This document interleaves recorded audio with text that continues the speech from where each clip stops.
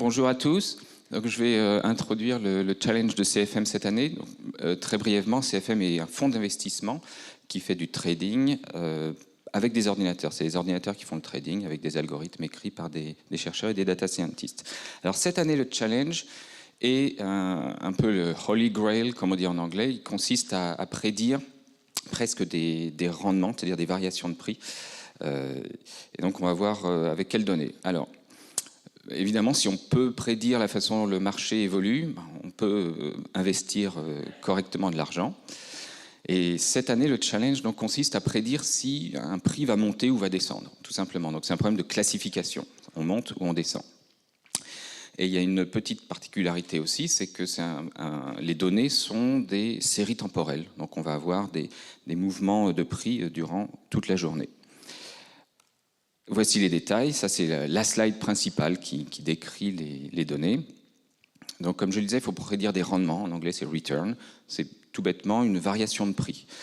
Donc, les données sont en bas, là. Enfin, c'est les flèches. On voit donc la bourse qui ouvre à 9h30. C'est des bourses aux États-Unis qu'on montre ici. Et puis, par tranche de 5 minutes, on a le rendement. Donc là, le prix est monté de 0,1 entre 9h30 et 9h35. C'est une des données qu'on donne. Et puis plus tard, dans l'après-midi, à 15h20, il a baissé un petit peu, de moins 0,05. C'est une des données qu'on donne. Donc il y a plein de tranches de 5 minutes. C'est la série temporelle dont je parlais. Et le but, c'est de prédire tout bêtement le signe du rendement en violet, là, entre 3h30 et 4h. C'est-à-dire, à 4h, la bourse, elle ferme. Et il faut prédire ce signe du rendement. Alors, pour que le challenge soit un peu plus riche et intéressant, on a fait quelque chose d'un petit peu différent de la structure habituelle des données. C'est-à-dire que dans les données d'apprentissage, on ne donne pas le signe du rendement, mais on donne carrément le rendement lui-même. Donc c'est un peu plus riche. Donc on a plus d'informations dans les données d'entraînement que l'information en fait, qu'il faut produire qu'il faut prédire en fait. Alors quelques petites données, on a 1 million de lignes dans la table, ce qui veut dire 1 million de graphes comme celui-ci en fait. 1 million de graphes. Chaque graphe correspond à une entreprise, enfin l'action d'une entreprise, évidemment, comme ici, on suit son prix au travers de la journée. Et on a environ 2000 jours, ce qui fait une dizaine d'années. Voilà. Et pour l'ensemble d'apprentissage, on a pris 70%, donc ça fait 700 millions de lignes. C'est un ensemble de données qui tient dans la mémoire d'un ordinateur, puisque c'est un demi-giga. C'est pas horrible. Après, il ne faut pas avoir trop de copies de ces données. Donc, c'est légèrement gros, mais ça va. Voilà. Alors, quelle est la façon dont les participants vont être classés? Tout simplement, ce qu'on appelle accuracy en anglais. Donc, on traduit de façon un peu imprécise par précision en français. C'est tout simplement la fraction de signe des rendements, c'est-à-dire de réponse suivant laquelle le prix va monter ou descendre, qui est correcte. Donc s'il y a 70% de bonnes réponses correctes, ça fait une prédiction, une accuracy de 70%. Donc en fait, ce qu'on demande, ce qu'il faut prédire, c'est tout simplement donc ce signe, et la convention qu'il faut prendre, c'est que 1, c'est un signe positif, d'un rendement entre 3h30 et 4h, et puis quand on dit 0, on dit que le prix de l'action va baisser entre 3h30 et 4h. Alors, j'ai fait un petit benchmark, j'ai pris pas des réseaux de neurones, mais j'ai essayé avec des arbres boostés. Et là, ce que j'ai mis en fait sur ce graphe, c'est non pas la performance d'un algorithme sur une classification, mais j'ai fait plein de classifications en changeant l'ensemble d'entraînement et l'ensemble de tests, juste pour vérifier que la méthode était robuste en fait. Donc j'ai appliqué le même algorithme avec les mêmes paramètres qui essaye de prédire les signes, mais sur des ensembles un peu différents, et à chaque fois, ça donne une performance un peu différente. Donc on est à environ 51,8% de signes prédits correctement.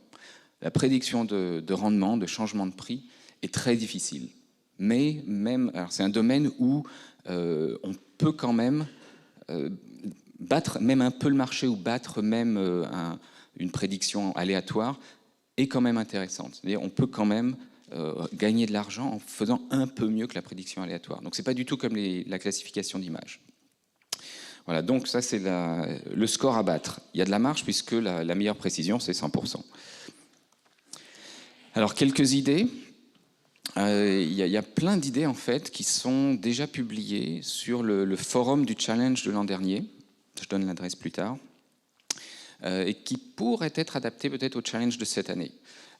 Et la raison est assez simple, c'est que la structure des données est similaire. Donc on a plein de jours et pour chaque jour, on a une série temporelle avec des données. L'an dernier, c'était ce qu'on appelle la volatilité des prix. Cette année, c'est des rendements. Donc il y a une structure similaire de série temporelle d'une part et de liste d'entreprises et d'actions d'entreprises qui permet peut-être d'utiliser des idées de l'an dernier. Donc il y a 5 méthodes du top qui ont été publiées l'an dernier et on peut les retrouver sur le site du Challenge CFM.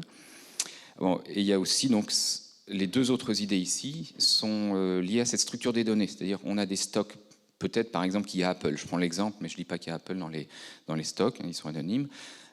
Apple se retrouve dans plusieurs jours, donc il y a peut-être des choses à apprendre sur chaque entreprise particulière. Mais en même temps, il y a sûrement des choses cohérentes et communes entre tous les stocks. Donc là, il y a quelque chose d'assez intéressant à regarder, peut-être qu'on peut utiliser de cette structure. Et puis il y a aussi les jours, peut-être que chaque jour il se passe des choses différentes ou similaires. Voilà.